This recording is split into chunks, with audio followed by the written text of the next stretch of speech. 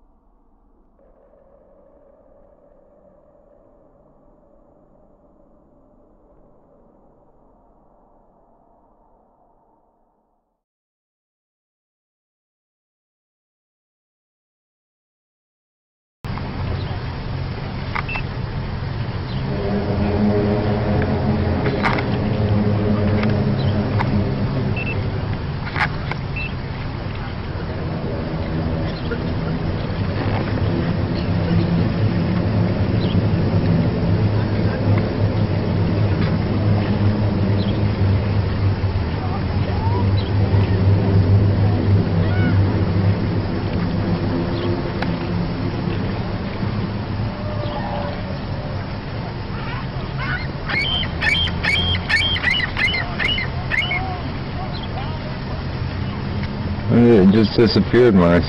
What did?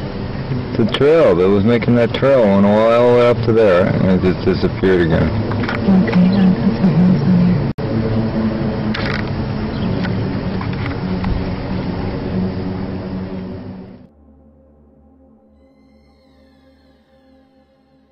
That we began hearing and feeling a very loud vibration outside. We really didn't acknowledge it at the time, but a year and a half later, the vibrations and the rumblings have become so intense that it's disrupted our daily lives. The rumblings began almost immediately in the morning and proceed throughout the evening, getting stronger in intensity. I live in South Windsor. We started hearing some of the rumbling noises in about February.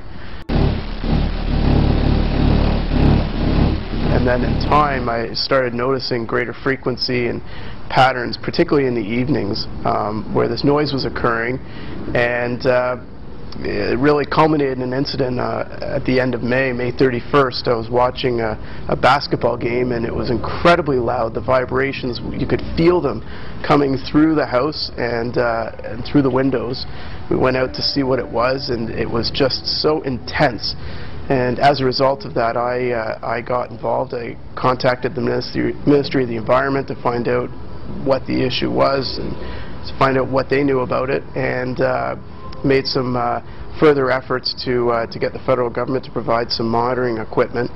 Back in March, I started to receive 1 or 2 phone calls about some consistent rumblings and vibrations in neighborhoods in and around the ward. Specifically around Rankin and Taunton and other areas like that. At the time, I probably would have thought it was just some sort of isolated construction project in the area, but it then escalated quite significant over the next month and a half, 2 months or so. I started hearing it from all over the western part of my ward, Ward 10, and then started to hear a lot more from residents all over the southern part of Windsor and west parts of Windsor and LaSalle. So I then, at this point, decided to get together with some residents, visit their homes, and start pinpointing on a map exactly where these vibration rumblings, noises are coming from. Last night, around between 1 a.m. and 3 a.m., I visited those homes, visited some areas, and it was a real strong vibration that had come from the ground. It was a synthetic noise. It's really there.